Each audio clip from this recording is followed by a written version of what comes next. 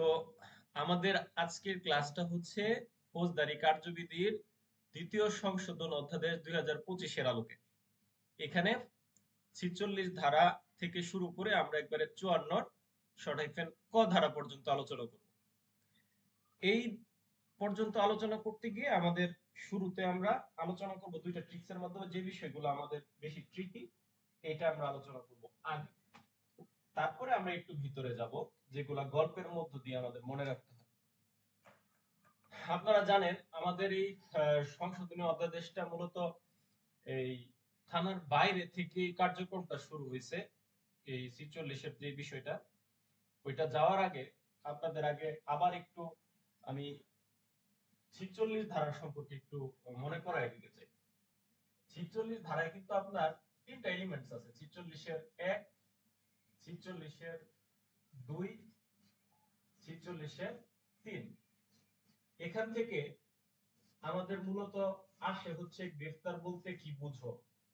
যখন আসবে গ্রেফতার বলতে কি বুঝো, আমরা লিখবো যে গ্রেফতার বলতে যা বুঝি, লিখে একটা আন্ডারলাইন করে পরে লেখা শুরু করব। পরে আমরা লিখবো কি ভাই, 1898 সালে 5 নং ফৌজদারি কার্যবিধি আইনের গ্রেফতার সম্পর্কে সুনির্দিষ্ট সংজ্ঞায়িত করা হয়নি।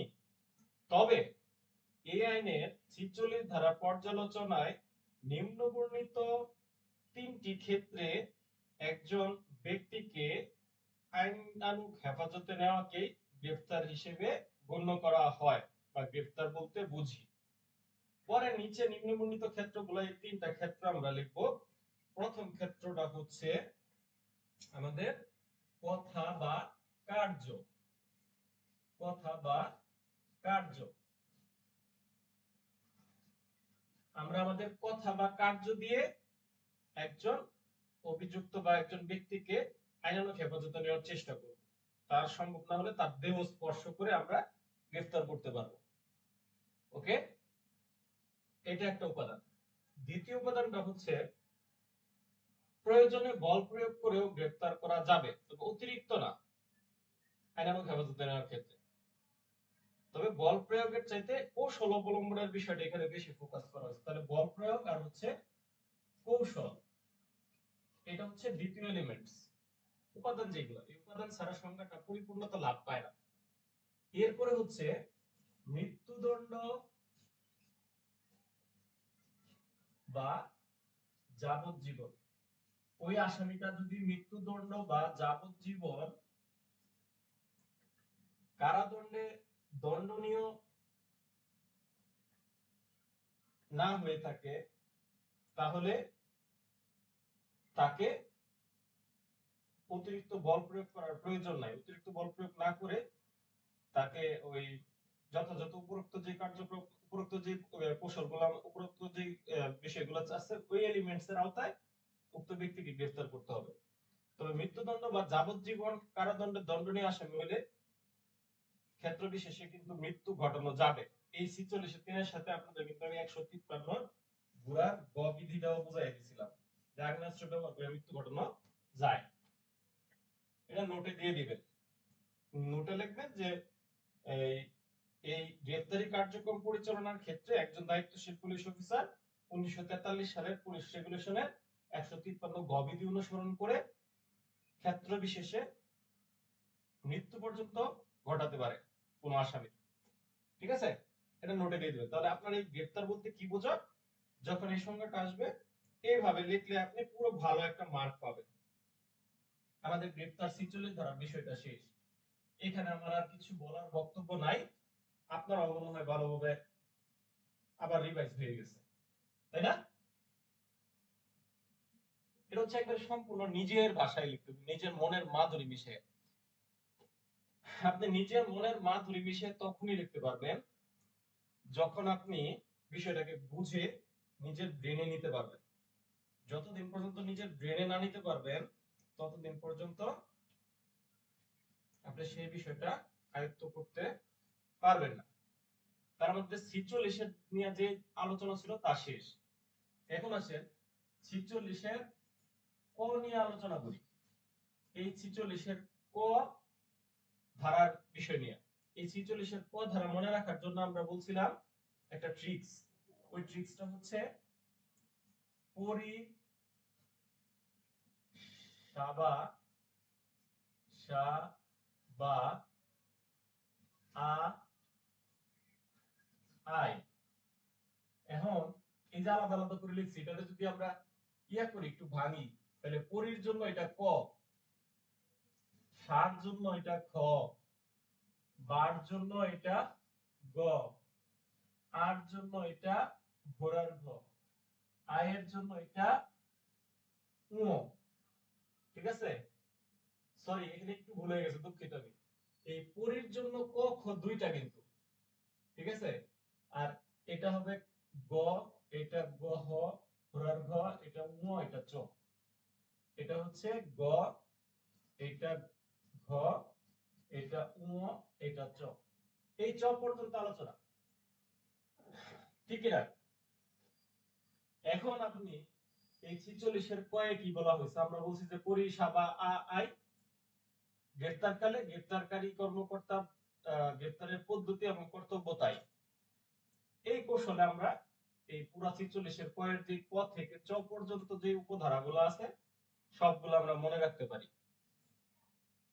এটা হচ্ছে আমাদের মূল ধারা, আর ওইটারে আমরা উপধারা বলতে পারি ওগুলাকে। তাহলে পরি দিয়ে আমরা পড়ছিলাম যে আমরা থানা থেকে বের হওয়ার পূর্বের যে কাজটা, থানা থেকে বের হওয়ার পূর্বের যে কাজটা, সেটা হচ্ছে পরিচয় পত্রটা কি করতে হবে? সঙ্গে নিতে হবে। মানে পরিচয় পত্র আমাকে বহন করতে হবে বা ধারণ করতে হবে, যেখানে আমার সুস্পষ্ট নাম উল্লেখ থাকবে। তাহলে এটা হচ্ছে 46 এর ক এর ক ধারার আলোচনা, পরিচয় পত্র যে আপনার বহন করতে হবে বা ধারণ করতে হবে। আর হতে বলা হয়েছে এই পরিচয় পত্রটা বা আইডি কার্ডটা ওই স্থানে যাকে গ্রেফতার করা হবে, কোন ব্যক্তিকে, ওই ঘটনাস্থলের যে স্থানীয় লোকজন আছে ওনারা যদি দেখতে চায়, তাহলে আপনাকে সেটা প্রদর্শন করতে হবে। 46 এর ক এর খ। আচ্ছা, এখন থানার বাইরে চলে আসছেন, আপনি গ্রেফতার করতে গেছেন, এখন গ্রেফতার করছেন আসামি। এই 46 এর গতে কি স্মারকপত্র, গ্রেফতারের স্মারক লিপি, যেটা পত্র বললে ভুল হবে না, কিন্তু স্মারক লিপি লেখা। তাহলে স্মারক লিপি, গ্রেফতারের স্মারক লিপি, এটা আমরা বলবো মেমোরেন্ডাম অফ অ্যারেস্ট। ইংরেজি শব্দ হচ্ছে মেমোরেন্ডাম অফ অ্যারেস্ট, গ্রেফতারের স্মারক লিপি। গ 46 এর ক এর গ ধারা, মেমোরেন্ডাম অফ অ্যারেস্ট। এই যে মেমোরেন্ডাম অফ অ্যারেস্টটা আছে, এই মেমোরেন্ডাম অফ অ্যারেস্টে আমাদের কার্যক্রম কি? আমাদের কার্যক্রম হচ্ছে, আমি যে থানা থেকে বেরোয় এসে একটা ঘটনাস্থলে যাই, আমি একটা আসামি ধরলাম, আইন সঙ্গত ব্যবস্থা নিলাম 46 এর 1 2 3 টা উপাদানকে মেনে। এক্ষেত্রে ওই আসামির নাম, ঠিকানা, বয়স এবং তার নিকটতম আত্মীয় স্বজন, তার বন্ধু বান্ধব, তাদের যে সকল তথ্যাদি, এটা তো পরবর্তী কার্যক্রম। এর আগে ওই ওই আসামির যে নিকটতম, মানে তার মানে ওই আসামি কর্তৃক মনোনীত একজন ব্যক্তি, তাকে এই গ্রেফতারের, তাকে কোথা থেকে গ্রেফতার করা হয়েছে, কখন গ্রেফতার করা হয়েছে, কি কারণে গ্রেফতার করা হয়েছে, এই বিষয়টা কিন্তু কাল বিলম্ব না করে তাকে কিন্তু জানাইতে হবে, তার মনোনীত ব্যক্তিকে বা তার আত্মীয়, নিকটতম আত্মীয় স্বজনকে জানাইতে হবে। ঠিক আছে, এটা কিন্তু স্মারকলিপির মধ্যে এই বিষয়টা কিন্তু অন্তর্নিহিত আছে। আমরা এই পর্যন্ত আমাদের কোনো ডাউট মনে হয় নাই। তাহলে গ দ্বারা শেষ।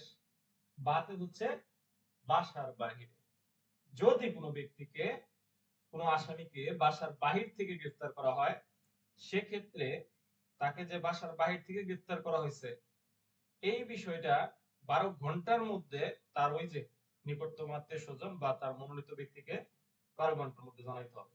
বাসার বাইরে, বাতে বাসার বাইরে, বাতে হচ্ছে 12 ঘন্টার মধ্যে। এটা হচ্ছে ঘোড়ার ঘ ধারা, 46 এর ক এর ঘোড়া গ ধারা। আতে হচ্ছে আমাদের আঘাতের চিহ্ন আর আঘাতের চিহ্নের কারণ লিপিবদ্ধ করে মেডিকেল সনদের কথা বলা হয়েছে। আতে আঘাতের চিহ্ন, আতে আঘাতের চিহ্নের কারণ লিপিবদ্ধ করে মেডিকেল সনদের কথা বলা হয়েছে। আমাদের 46-এর কয়ের ধারায়। তো এই ধারাকে বিশ্লেষণ করলে আমরা বুঝতে পারি যে যদি কোনো ব্যক্তি বা কোনো আসামিকে পুলিশ অফিসার গ্রেফতার করে, তাহলে তার গায়ে যদি আঘাতের চিহ্ন থাকে, তাহলে মেডিকেল চিকিৎসক দ্বারা চিকিৎসা করাইতে হবে এবং ওই কারণটা লিপিবদ্ধ করে মেডিকেল সনদও গ্রহণ করতে হবে এবং এটা যার যার কাছে দেওয়া প্রয়োজন, আমি পুলিশ অফিসার, আমার ডিফেন্স হিসেবে তার কাছে আমি এটা দিয়ে দিব কপি।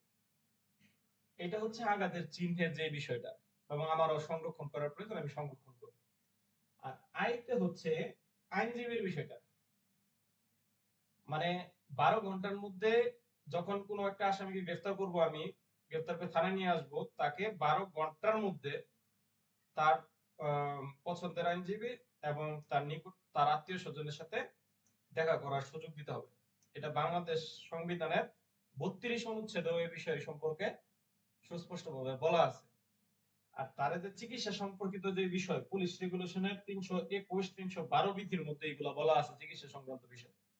আর 220 বিধির মধ্যে কিন্তু আমাদের পরিচয়পত্র, আইডি কার্ড সম্পর্কিত বিধান আগেই ছিল। তো আমি প্রথম যখন ক্লাস নিচ্ছি তখন এই বিষয়টা আমি বলে দিয়েছিলাম আমার স্টুডেন্টদের, যে এই বিষয়গুলো আগে আমাদের সাক্ষ্য আইন, ওই যে আইনজীবীর বিষয়টা সাক্ষ্য আইনে কিন্তু আছে।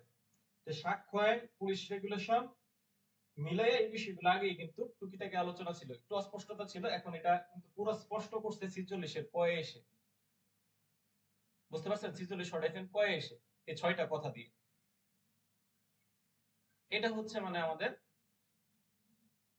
মূল আলোচনার কেন্দ্রবিন্দু।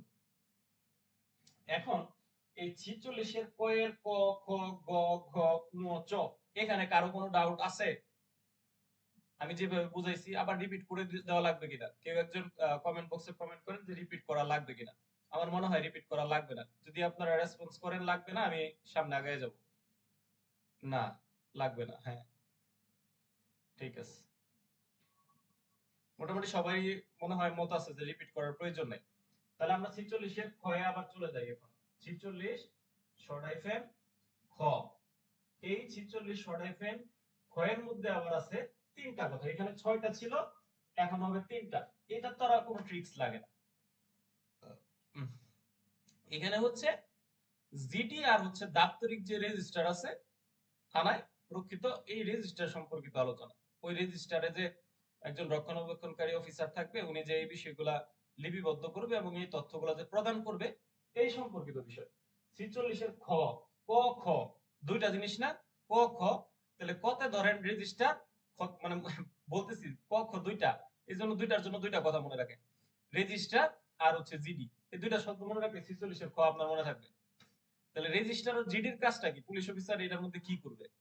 এই রেজিস্টার এবং জিডির মধ্যে পুলিশ অফিসার এই যে আসামির যে আগে 46-এর ক মোতাবেক গ্রেফতার করে থানায় নিয়ে আসলো, এখন তার আগের যে মেমোরেন্ডাম অফ অ্যারেস্টের যে বিষয়টা আছে, গ্রেফতারের স্মারকলিপি যেটা, ওই স্মারকলিপিতে যা তথ্য আছে সকল তথ্য লিপিবদ্ধ করতে হবে 46-এর খয়ের একের মধ্যে। তাহলে লিপিবদ্ধের বিষয়টা হচ্ছে একে, তথ্যগুলো লিপিবদ্ধ করতে হবে। আচ্ছা, লিপিবদ্ধ করলো। এখন 46-এর 2 হচ্ছে আপনার মেমোরেন্ডাম অফ অ্যারেস্ট। তাহলে আমরা লিতে লিপিবদ্ধ, মাতে হচ্ছে, মার মতে হচ্ছে মেমোরেন্ডাম অফ অ্যারেস্ট। এটা একটা ট্রিক্সই বানাই ফেললাম মনে করে।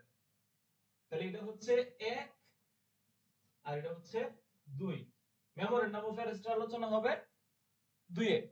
মেমোরেন্ডাম অফ অ্যারেস্টের বিষয়টা বলছিলাম আপনাদের, নিজ থানা এলাকা অন্য থানা এলাকা হলে করণীয় কি? নিজ থানা এলাকা হলে নরমালি আপনার থানায় এসে জিডিতে নোট দিবেন, এটাই হচ্ছে মূল বিষয়। আর যদি অন্য থানা এলাকা হয় সেক্ষেত্রে ওই থানা এলাকার যে অফিসার ইনচার্জ আছে ওনারও একটা অনুলিপি দিবেন এবং নিজের সংরক্ষণও একটা রাখতে হবে, এবং থানায় এসে বিষয়টা আবার আপনার জিডিতে নোট দিতে হবে। এটারই বলা হয়েছে মেমোরেন্ডাম অফ অ্যারেস্ট, এখানে বিষয়টা বলা হয়েছে, এবং ওইটা যে রেজিস্টার রক্ষণাবেক্ষণের বিষয়, এটা এখানে কিন্তু উঠে আসছে। তাহলে আমরা 2 নাম্বার এটার জন্য ট্রিক্স হিসাবে যদি কেউ নেন, লিমার নাম মনে রাখলে পারেন, মতে মেমোরেন্ডাম অফ অ্যারেস্ট আর লিতে লিপিবদ্ধ করতে হবে।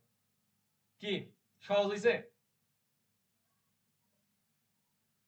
লিমা দিয়ে 2টা মনে রাখতে পারে।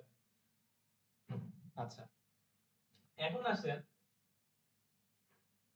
আপনার তথ্যটা তো এই প্রদান করতে আপনি বাধ্য থাকবেন, ঠিক আছে কিনা? এই যে যেই তথ্যগুলা লিমা আপনার এই জিডি এবং এই কি বলে দাপ্তরিক রেজিস্টারে লিপিবদ্ধ করছে, সে তথ্য প্রদানে বাধ্য থাকবে, সে তথ্য প্রদানে বাধ্য থাকবে, বাধ্য, বাধ্য, বাস। তাহলে এটা আমি ট্রিক্স হিসেবে যদি নেই, এটা 3, তাহলে 46 শর্ট হ্যান্ড ক্ষয়ের 1 2 3, তাহলে লিমা তথ্য প্রদানে বাধ্য থাকবে। লিমা হচ্ছে পুলিশ অফিসার, আমরা ধরে নিলাম, ঠিক আছে?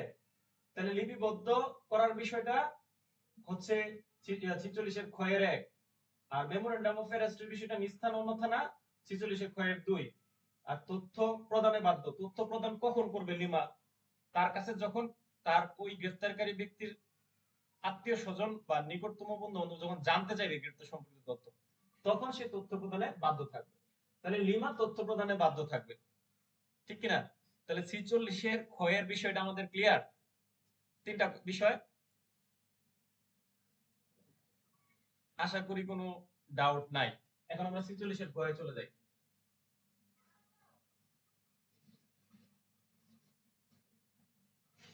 আপনারা একটু ট্রিক্সে যদি পড়ানো হয় তাহলে মনে হয় খুব বেশি খুশি হন। সব বিষয় তার ট্রিক্সে পড়ায় পুষবে না, হয়ে ফাহিম সে খুব খুশি। সব বিষয় ট্রিক্সে পড়ানো যাবে না, সব এত ট্রিক্স মনে রাখতে পারবে না। যেখানে লাগে সেখানে তো আমি দেই, আর যেই জায়গায় আপনার ট্রিক্স লাগে না সেই জায়গায় অযথা আপনার প্যারা দিয়ে লাভ নাই। তারপরে আমার কাছে মনে হয়েছে যে এটা যদি আপনার বইলা দিয়ে এটা আপনি নরমালি মনে রাখতে পারবেন 3টা কথা, ওইখানে 6টা আর এখানে 3টা, ঠিক না? এখন ইজি হয়েছে। এখন 46 এর গয়ে আসেন। 46 এর গয়ে আমাদের কি বলা হয়েছে? 46 এর গ, 46 এর ঘোড়ার ঘ, পরে হচ্ছে 46 এর উ। এই যে দুইটা, এই দুইটার মধ্যে কিন্তু কোনো কথা নাই, শুধু একটা মাত্র কথা দিয়েই বোঝানো হয়েছে, ঠিক কিনা?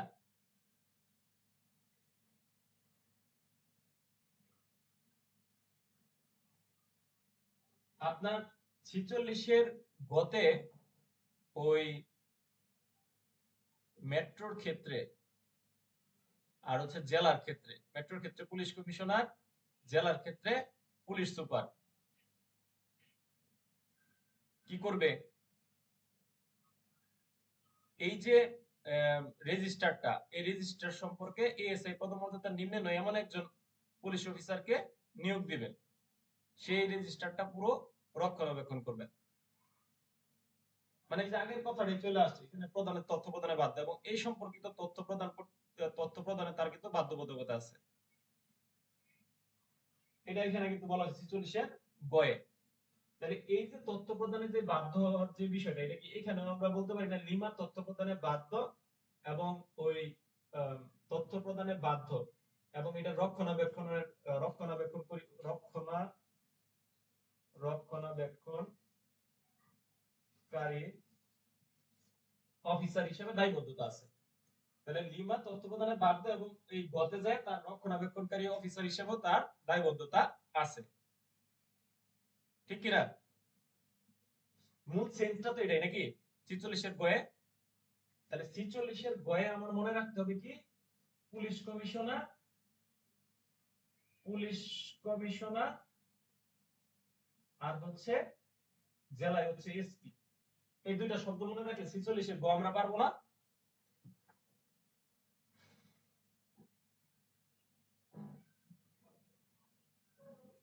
তাহলে 46 এর গতে মনে রাখবেন শুধু পুলিশ কমিশনার আর হচ্ছে এসপি স্যারের কথা, এই দুইটা শব্দ কিওয়ার্ড হিসেবে ধরে নেন, তাহলে আপনি পাবেন। তাহলে এখানে 46 এর গ যদি আমি বলি, আচ্ছা পুলিশ কমিশনারে কি এডিসি বলে না ডিসি বলে? বলেন তো একজন। এডিসি বলে না ডিসি? ডিসি বলে। তাহলে আমরা 46 এর গ যদি আমরা লিখি ডিসি আর হচ্ছে মেট্রো এরিয়াতে ডিসি আর জেলাতে হলো পুলিশ সুপার। তাহলে আমরা শুধু 46 এর গ মনে রাখবো ডিসি আর এসপি, এটুকু মনে রাখলে আমরা পুরো বিষয়টা বানায় লিখতে পারবো না ভাই? পারবো স্যার, পারবো। ওকে, ভেরি গুড। তাহলে 46 এর গতে মনে রাখবেন ডিসি আর এসপি, পরে এই ঘটনাটা আপনি বানায় লিখবেন নিজের মতো করে। আর 46-এর খতে তো আমরা বললাম যে লিমা তথ্য প্রদানে বাধ্য। আর এখানে লিমা লিতে কি মতে কি আর তথ্য প্রদানে বাধ্য, এই প্রত্যেকটা আলাদা আলাদা করে তিনটা কথা আপনার সেট আপ করে দেওয়া হয়েছে। এখন আসেন 46-এর গ, ঘোড়ার গ। 46-এর ঘোড়ার ঘতে কি বলছে? এখানে আপনি হচ্ছেন হেফাজতকারী। 46-এর ঘোড়ার ঘতে হচ্ছে হেফাজতকারী অফিসার, হেফাজতকারী অফিসার।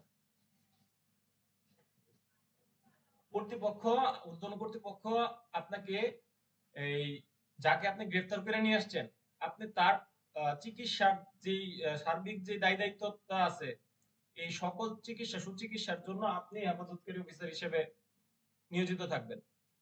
ওই তার শারীরিক সমস্যা হইলে কোন তাৎক্ষণিক যে ব্যবস্থা গ্রহণ করে এটা আপনি নেবেন। এইখানে আপনার এই দায়বদ্ধতার কথা বলা হয়েছে 46-এর ঘোড়ার গতে। তাহলে 46-এর ঘোড়ার গতে আপনি হচ্ছেন হেফাজতকারী অফিসার। হেফাজতকারী অফিসার কিসের জন্য? ওই আসামির চিকিৎসা নিরাপত্তা নিশ্চিত করার জন্য। বোঝা গেছে? 46-এর ঘোড়ার গ।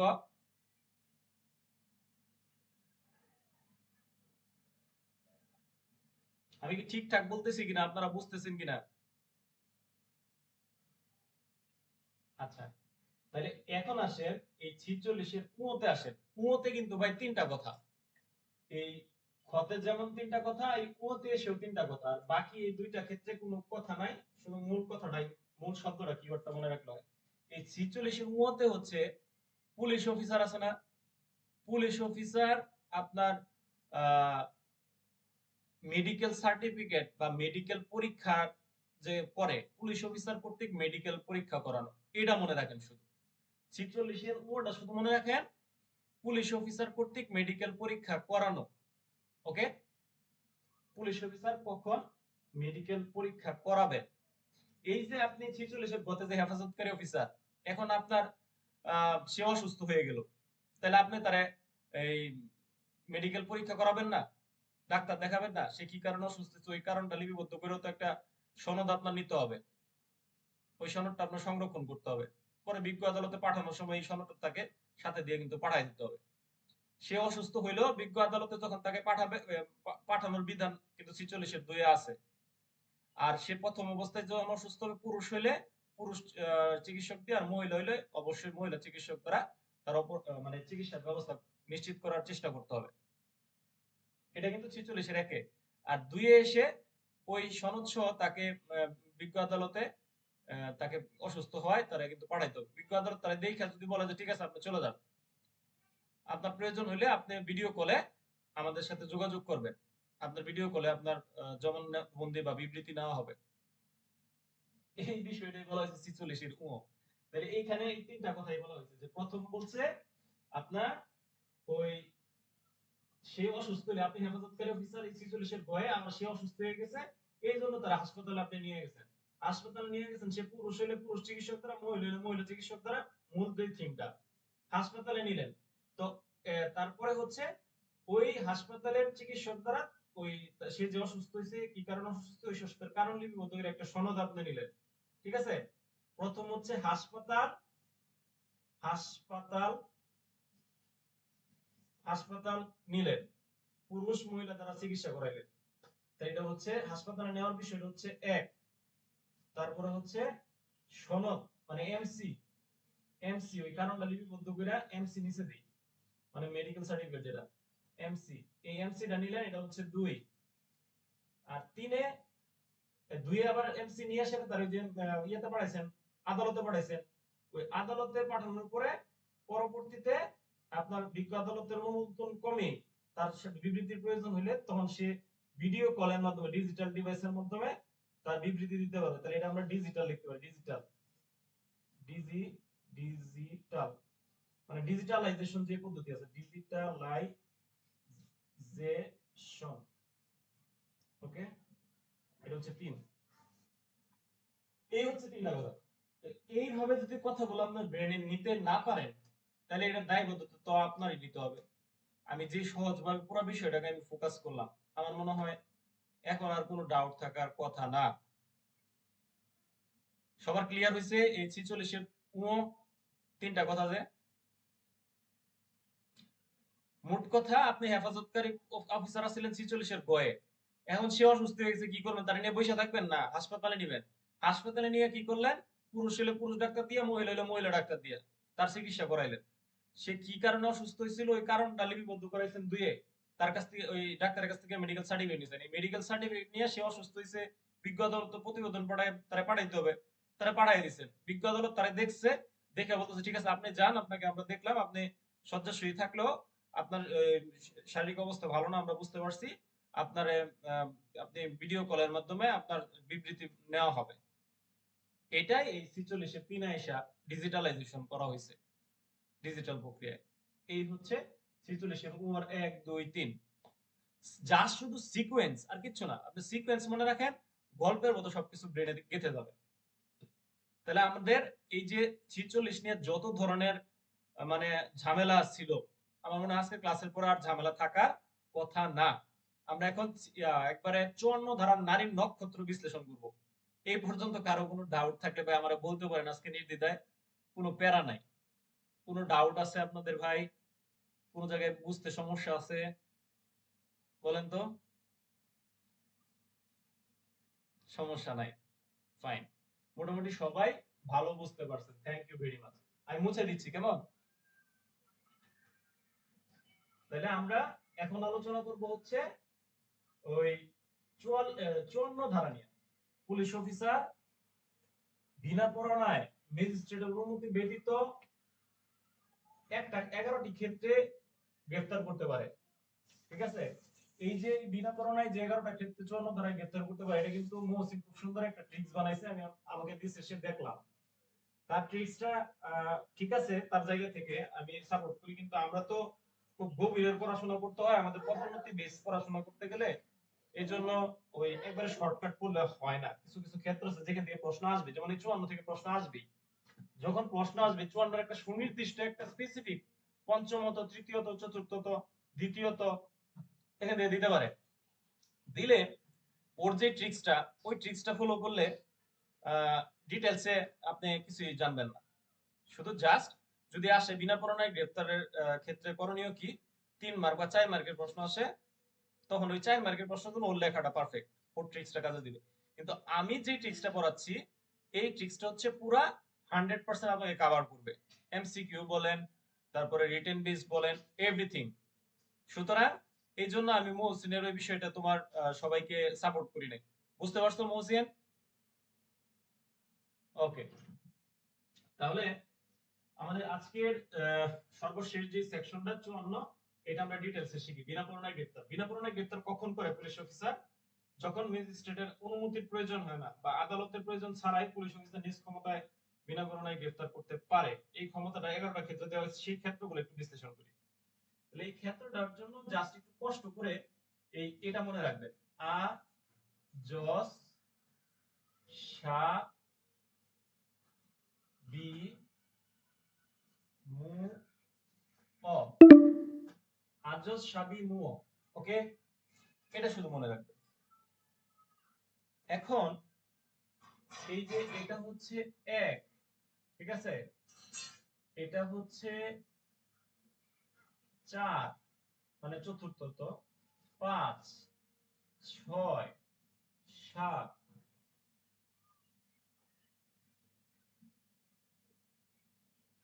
কি হলো, 4 5 6 7 আজিজ আজস শিট, একটু ভুলে গেছে, সরি, দুঃখিত। চপু বাদ গেছে, চপু হ্যাঁ স্যার। হ্যাঁ, সঠিক সঠিক। তাহলে আজস, চকু, সাবি, মু অ। জাস্ট এটা মনে রাখলে আপনার সবকিছু কভার হয়ে যাবে। এটা হচ্ছে 6,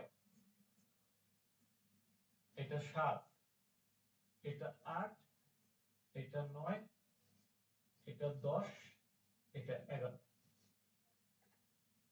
এভাবে নিলে পুরো বিষয়টাকে আপনার ক্লিয়ার হয়ে যাবে। এটা সিআরপিসি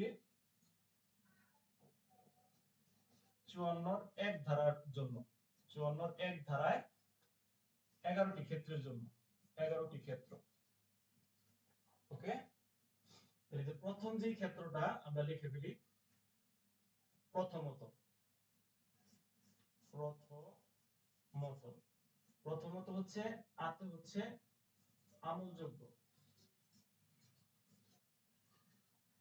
আমলযোগ্য। দ্বিতীয়ত দ্বিতীয়ত যত হচ্ছে যন্ত্রপাতি, যন্ত্রপাতি। তৃতীয়ত তৃতীয়ত হচ্ছে সরি সরি সরি আবার তো ভুলে গেল। দ্বিতীয়ত তৃতীয়ত গ্যাপ থাকবে, একবার আমরা চতুর্থত, চতুর্থত আমি সংক্ষেপে লিখতেছি, এখানে লিখলে সময় বেশি লাগবে। চতুর্থত হচ্ছে যন্ত্রপাতি। পঞ্চমত পঞ্চমত হচ্ছে সরকার, সরকার। ষষ্ঠত চোরাই মালামাল,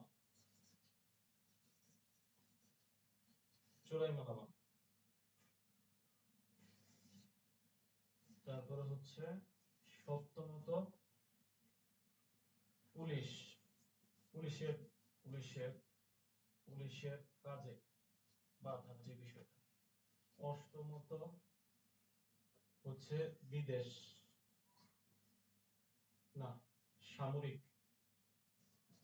এইভাবে বললে আপনার সিরিয়ালও ভুল হবে না কোনদিন। সামরিক। নবমত হচ্ছে বিদেশ, বিদেশ। দশমত হচ্ছে মুক্তিপ্রাপ্ত, মুক্তিপ্রাপ্ত 565(3)। আর 11তম বা 11তম এটা হচ্ছে অনুরোধপত্র,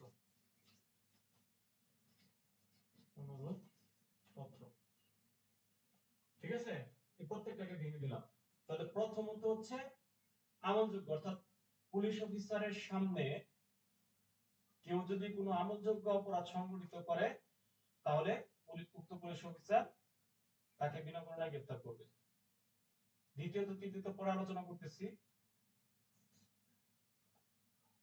আর চতুর্থত হচ্ছে যন্ত্রপাতি, মানে যার নিকট ঘর ভাঙার যন্ত্রপাতি পাওয়া যাবে এবং তাকে প্রশ্ন করলে সে যুক্তিসঙ্গত উত্তর দিতে না পারলে সে ব্যক্তিকে বিনা কারণে গ্রেফতার করা যাবে। এই চতুর্থত। পঞ্চমত হচ্ছে সরকার, মানে সরকার ঘোষিত যে অপরাধী, সরকার যাকে ঘোষণা করছে ফেরারি এক্সকন্ডার, তাকে বিনা কারণে গ্রেফতার করা যাবে। ষষ্ঠত যার নিকট চোরাই মাল পাওয়া যাবে, সন্দেহজনক অবস্থায় যার নিকট চোরাই মাল পাওয়া যাবে তাকেও বিনা কারণে গ্রেফতার করতে পারবে পুলিশ অফিসার। সপ্তমত পুলিশ অফিসার দায়িত্ব পালন করলে তার কাজে যদি কেউ বাধা দেয় সেক্ষেত্রে পুলিশ অফিসার তাকে বিনা কারণে গ্রেফতার করতে পারবে। অষ্টমত সামরিক বাহিনী থেকে যদি কেউ পলায়ন করে ওই পলায়নকারীকেও বিনা কারণে গ্রেফতার করতে পারবে। নবমত বিদেশ থেকে অপরাধ করে দেশে আসলে সেই ব্যক্তিকেও গ্রেফতার করতে পারবে। দশমত মুক্তিপ্রাপ্ত যে আসামি 565 ধারা মোতাবেক শর্ত দিয়া মুক্তি পাইছে, সেই শর্ত যদি লঙ্ঘন করে, শর্তটা কি? সে বাসস্থান পরিবর্তন করবে না মর্মে এই শর্ত, এই শর্ত লঙ্ঘন করলে তাকে বিনা কারণে গ্রেফতার করা যাবে। আর একাদশে বলা হয়েছে কোন সিনিয়র পুলিশ অফিসার বা ঊর্ধ্বতন পুলিশ অফিসারের কাছ থেকে কোন আসামিকে গ্রেফতার করার জন্য রিকুইজিশন বা অনুরোধ পত্র দেওয়া হলে সেই ব্যক্তিকেও পুলিশ অফিসার বিনা কারণে গ্রেফতার করতে পারবে। এই হচ্ছে আমাদের 11টা ক্ষেত্র।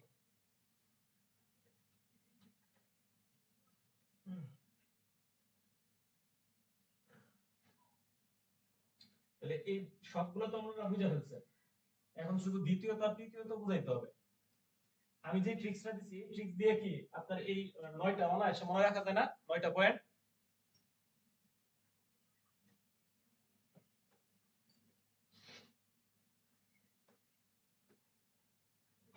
এখন শুধু দ্বিতীয়ত আর তৃতীয়ত নিয়ে একটু গল্প করি আপনাদের সাথে। জাস্ট দেখবেন 2-4 মিনিটের মধ্যেই দেখবেন একবারে পানির মতো ঢুকে গেছে। দ্বিতীয়ত খালি মনে রাখবেন 7 বছরের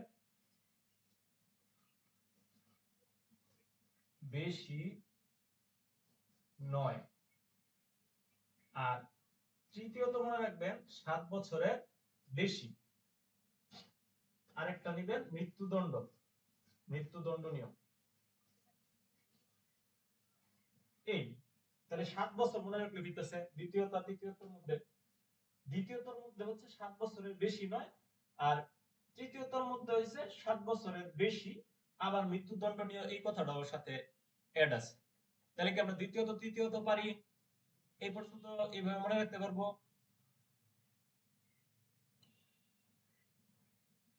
আচ্ছা, তাহলে এই দ্বিতীয়তটা হচ্ছে 7 বছরের বেশি নয় মর্মে কি বোঝানো হয়েছে?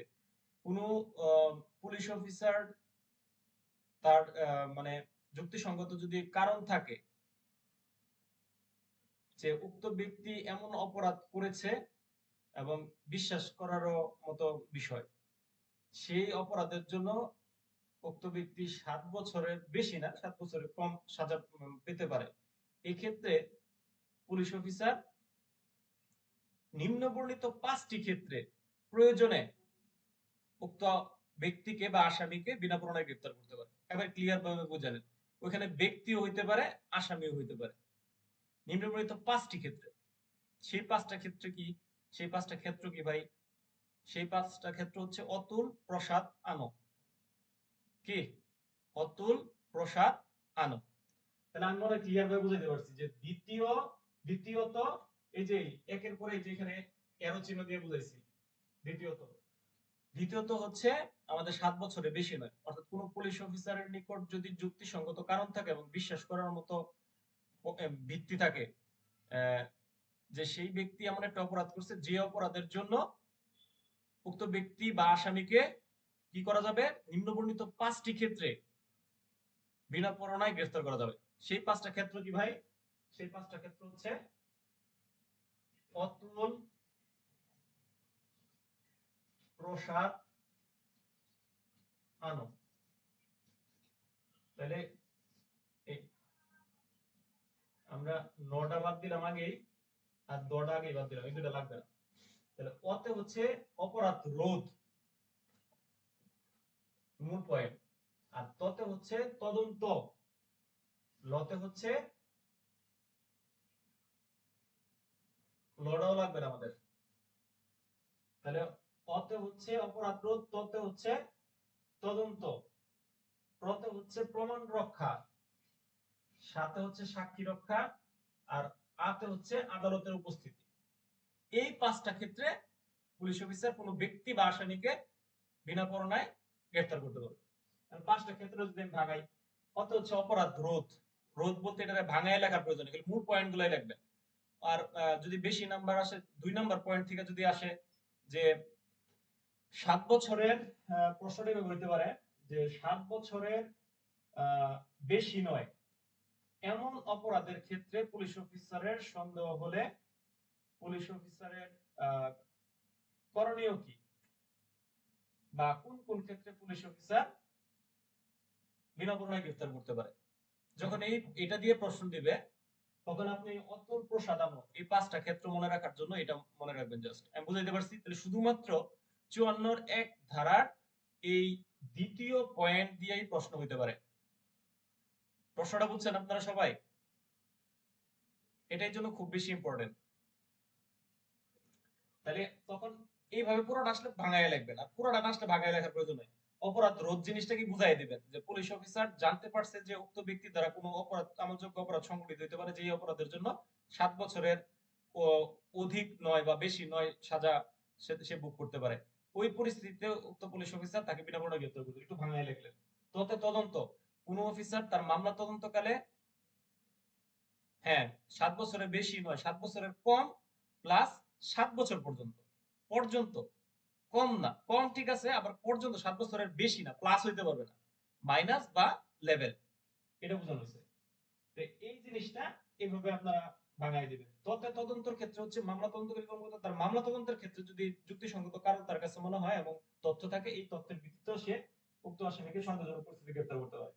আর প্রমাণ রক্ষা, কোন আসামি বা ব্যক্তি যদি কোনো মামলার আলামত নষ্ট করে ফেলতে পারে, সেই আলামতটা রক্ষা করার ক্ষেত্রে উক্ত ব্যক্তিকে পুলিশ অফিসার বিনা পরোয়ানায় গ্রেফতার করতে পারে। তথ্য প্রমাণ রক্ষা, সাথে হচ্ছে সাক্ষী সুরক্ষা। অনেক ক্ষেত্রে মামলার মোড় ঘুরে যায়, সাক্ষী হয়ে যায় আসামি, এই ক্ষেত্রে ওই সাক্ষীকে সুরক্ষা দেওয়ার জন্য তাকে বিনা পরোয়ানায় গ্রেফতার দেখাইতে পারে। তারপরে হচ্ছে হচ্ছে আদালতের উপস্থিতি। ওই যে গতকালকে আমাদের সুমন ভাই যেটা বলছিল যে সমন, গ্রেফতারি পরোয়ানা, হুলিয়া, ক্রোক, এই সকল ক্ষেত্রে আসামিকে যখন হাজির করা যায় না, তখন উক্ত আসামিকে বিজ্ঞ আদালতে হাজির করার ক্ষেত্রে বিজ্ঞ আদালতের আদেশ অনুযায়ীও কিন্তু তাকে বিনা পরোয়ানায় গ্রেফতার করা যায়। এটাই কিন্তু মূলত আমাদের এই 2.54 এর দ্বিতীয়তর মধ্যে ক্লিয়ার করা হয়েছে। তো এই হচ্ছে মূলত আপনাদের একবারে ইন ডিটেলস 54 ধারার বিশ্লেষণমুখী আলোচনা। আমার মনে হয় এরপর আর আপনাদের কোনো ডাউট থাকার কথা না। 54 ধারার এই 11টা ক্ষেত্র কিভাবে মনে রাখবো আমরা? জাস্ট মনে রাখবো আজজ, চপু, সাবি, মুও 7 বছরের বেশি নয় 2 এর জন্য, আর 3 এর জন্য 7 বছরের বেশি কিন্তু মৃত্যুদণ্ড দণ্ডনীয় অপরাধী হইতে হবে। সেক্ষেত্রে পুলিশ অফিসারের নিকট যদি যুক্তিসঙ্গত কারণ এবং বিশ্বাস থাকে, তাহলে উক্ত ব্যক্তিকে বা আসামিকে পুলিশ অফিসার বিনা পরোয়ানায় গ্রেফতার করতে পারেন। আমি মনে হয় একবারে ক্লিয়ার ভাবে আপনাদের সবগুলা বিষয় মাথায় ঢুকাই দিতে পারছি। আর দ্বিতীয়তর ক্ষেত্রে যে 5টা ক্ষেত্র, অতুল প্রসাদানো, এটা মনে রাখবেন। এরপর আর কোনো কথা আছে ভাই? কারো কোনো ডাউট আছে? যদি ডাউট না থাকে আমি আপনাদের কাছে আজকে এই মুহূর্তে আজকের ক্লাসের সমাপ্তি ঘোষণা করে বিদায় নিচ্ছি। সবাই খুব বেশি ভালো থাকবেন, সুস্থ থাকবেন। ধন্যবাদ সবাইকে।